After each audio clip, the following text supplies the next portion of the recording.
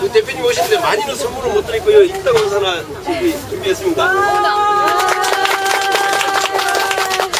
제일 좋아하죠. 당원 아들이.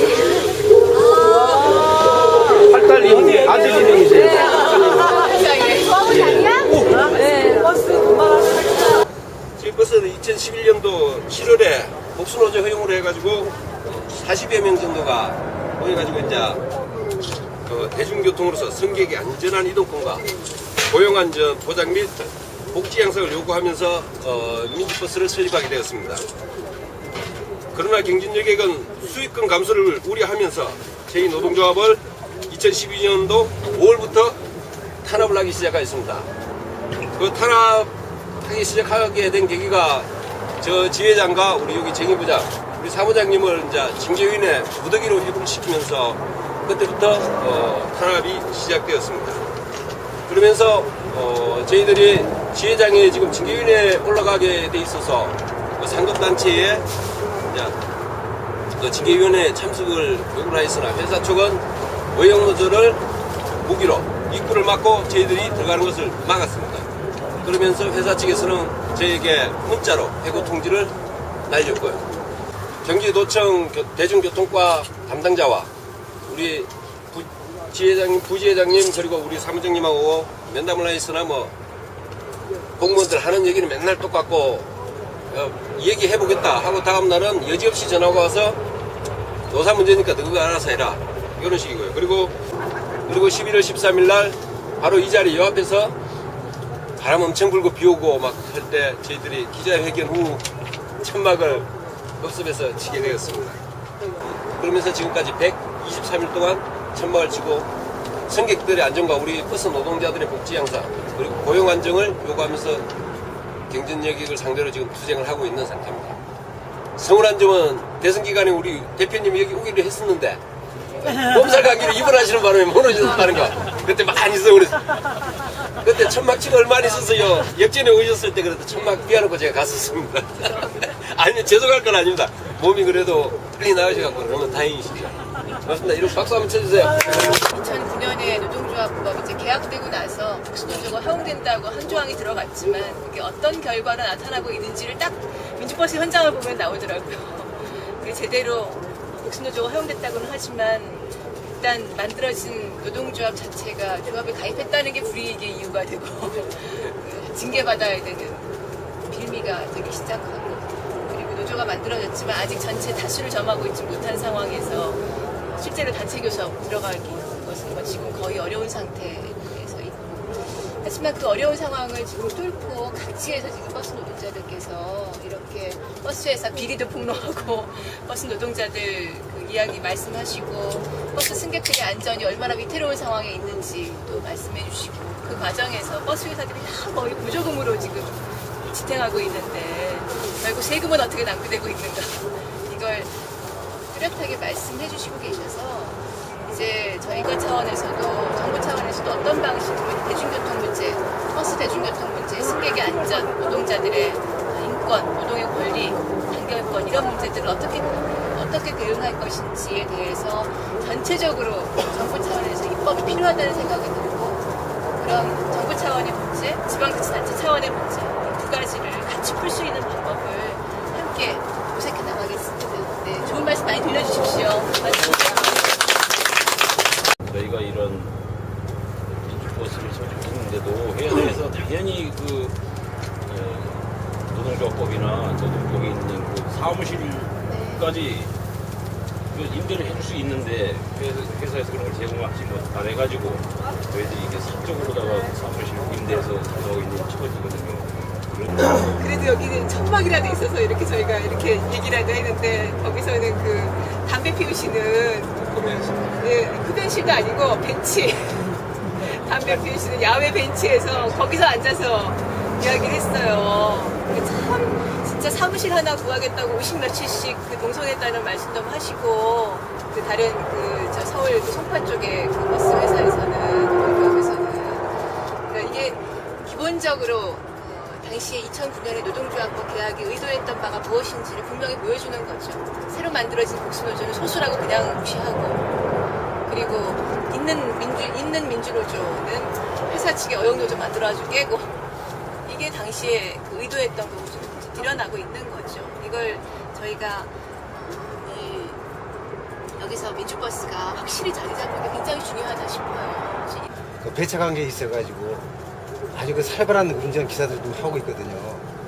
시민을 이게 목숨을 담보로 하는 그런 운행 여건에 대해서는 시정 보완해야 한다고 생각합니다.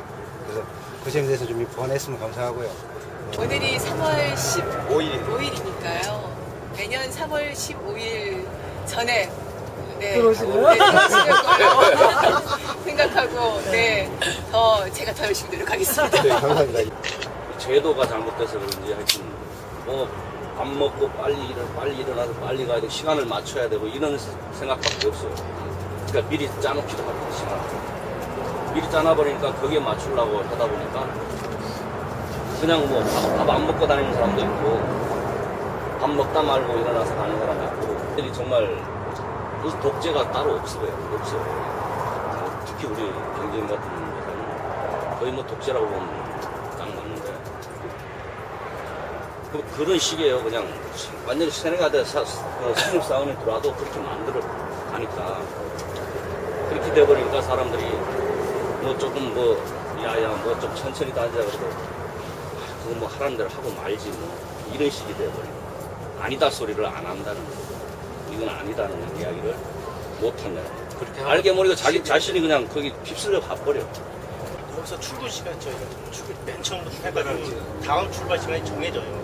그러면은 그걸 뭐 1시간을 정해줘도 2시간을 정해주는 대로 정해진 시간이 있기 때문에 거기에 촉박하게 내가 올 수밖에 없는 거예요. 와서 30분 쉬는 한이 있더라도 30분이 남으면 40분을 쉬고 싶고 사람 심리가 그러잖아요. 욕심이 생겨. 그러니까 계속 빠를 수밖에 없는 거죠. 다음 시간이 정해졌기 때문에. 시간이 남아도 빨라지게 돼 있어요. 혹시 오다가도 이제 지금 사당까지 가는 곳은 오다가도 어디 사당에서는 안 막히다가 또 국문에서 막히면 못 오니까 그러니까 전도선을 나중에 최대한 빨리 갔다 와야지만이 다음 시간을 준비하는 여유가 생기죠. 그래서 그런 부분을 좀 마치가 힘들죠. 그거를 TV하고 자꾸만 빨갱이다 이런 얘기가 자꾸만 틀려요. 그게 다 듣기가 싫다 이거 나는. 네. 듣기 싫을 필요도 없고 그냥 아니 뭐 그런 얘기 자꾸만 하는 거야. 나만 하네. 그래서 나는 답을 적을 수 있더라고요. 예. 나도 그 얘기 정말 듣기 싫고 나는. 왜 빨강이 있었는지 예, 든지 예. 거기 궁금하다는 거죠. 그럼 그 해는 놈은 빨갱이를 신고를 해가지고 간첩 돈을 다 먹던가. 그것도 아니고. 아니 왜 그런 얘기를 하는데 이 얘기 나는 그래서 나는 뭐 많이 배우지 못해가지고 거기에 대한 심적으로 얘기를 모르지만 그 얘기를 듣는 게 기분이 나쁘다 이거죠. 떳떳하게 진보 당원에서 사람들 지금도 어디를 가나 이렇게 막 그 사람들이 말을 만들어서 여하게 이렇게 막 퍼뜨리고 그러더라고요. 그러니까 그 빨갱이란 법은 분명히 어떻게 만들어야 되겠더라고요. 지금. 듣고 안 듣고 뭔 관계 있습니까? 아니 그래도 시민들은 진짜로 그렇게 모르는 사람들은 빨갱이로 인정해요. 빨갱이란 것은 이북 사람을 도와준다는 그 것이 아니요. 이북패를 든다는 것 아니고 그 사람들이 독재자들. 빨갱이 그 소리 들으면 당 이미지가 너무 그쪽으로 굳어버리면은 모르는 사람들은 진짜 다 그렇게 생각을 하니까 꺼려하고 그러니까 그 부분은 어떻게 좀 해결 방법이 있으십니까? 2002년에 금강산에서 남북 여성대회를 한다고 이제 여성들이 이제 모여가지고 대회를 했는데 가기 전에 교육을 받았어요. 근데 딱 하나를 가르치더라고요. 가서 남한, 북한 이러지 말라는 거예요. 뭐라고 부르냐? 이게 그냥 남북 이렇게 하든가 남측, 북측 하든가 남쪽, 북쪽 이러라는 거예요. 관광객들한테 다 그걸 가르쳤어요. 가서 남한, 북한 이러지 마라. 대한민국 이러지 마라. 거기 가서 괜히 이게 그 말 하나 가지고 그 사람들이 이제 괜히 긴장하고 사이가 안 좋아진다. 그래서 제가 그 뒤로는 남북 이야기를 할 때 일부러 남한, 북한 이렇게 얘기를 안 해요. 언젠가는 우리가 만나야 되고 서로 더 많이 만나고 관광도 해야 되고 가서 개성공단도 하고 뭐 원래 저 서해평화협력지대 14선언에 의하면 거기 원산 뭐 이런 데 다 뭡니까 해주 이런 데 다 공단 만들기로 했던 거잖아요. 심지어는 북쪽에 있는 노동자들이 이쪽에 와서 개성 같은 데 와가지고 개성이나 파주 같은 데 가서 일하는 그런 공단까지도 사실 머리에 다 그리고 있었던 거거든요. 그럴 때 안 싸우려면 저 사람들이 싫어하는 말을 우리가 조금 뒤로 미루는 이걸 생각해야 되겠다 싶었어요. 그래서 그건 제가 일부러 쓰는 말입니다. 일부러 남아북한 이렇게 안 하고. 근데 그걸 가지고 이제 조선일보도 자기들 다 썼으면서 사설에도 썼으면서 괜히 그렇게 다 통일 교육원에서 교육을 아예 시켰어요. 그런데 그걸 가지고 트집을 잡잖아요. 여기서 대응해야 되는 몇 가지가 있는데 먼저 처음은 우리가 진짜 6.15 선언, 14 선언 나오고 나서 통일운동을 제대로 못해서 당하는 거구나. 반성이 먼저다 생각해요. 그리고 그 다음에는 뭘 어떻게 해야 될 거냐. 결국 오가도록 사람들이 자꾸 만나도록 그리고 대화해야 된다. 이걸 만들도록 상황을 일단 좀 올려놔야 그 다음에 우리가 이 색깔론에서 저 국민들이 다 같이 동의하는 쪽에서 좀 벗어날 수 있다. 반민족적인 행위를 했던 나라 팔아먹었던 사람들이 그리고 와서 독재했던 사람들이 빨갱이 때려잡는다고 등장해가지고 그걸로 조작 사건 만들었구나. 이게 똑같은 거죠. 지금 결국 뭐 한미 FTA면 다 나라 팔아먹은 사람들이 한미 FTA 통과시킬 때 너도 눈물 좀 흘려봐라 이러고 김선득은 이제 최루탄 하나 까가지고 막 딱 뿌렸더니 이 진보당이 이제 여기까지 나와 이러고는 이제 못 잡아먹어가지고 지금 안달인 거잖아요. 그러니까 거기다가 빨갱이 뭐 종북 요즘은 다 종북 이렇게 해가지고 밀어붙이는 건데 결국 보면 우리는 나라 주권 팔아먹지 말라고 그런 거고 우리는 그 김종은 미래창조과학부 그 내정자인가 미국 국적 바꿔가지고 CIA에 협력했던 사람들 장관으로 들이지 말라고 그런 거고 근데 저 사람들은 지금 정부 쪽은 한미 FTA 해가지고 지금 다 사실 우리나라 법 미국이 바꿀 수 있게 만들어 놓은 거고 정보 주권도 다 내주려고 했던 거고 우린 지킨 거고 이걸 지금 자기 죄를 숨기려고 저 사람들 빨갱이다 종북이다 그게 48년하고 똑같더라고요. 몇십 년이 지나도. 근데 진짜 제가 세 번째로 생각하는 건 친일청산이 제대로 안 됐다는 게 이런 거구나. 아직도 빨갱이 공격하면서 이 나라 지키려고 애쓰는 사람들 주한미군 범죄 하나 제대로 처벌 좀 해봐라. 이런 사람들한테 너 빨갱이지. 너 주한미군 철수하라고 그러니까 너 빨갱이지.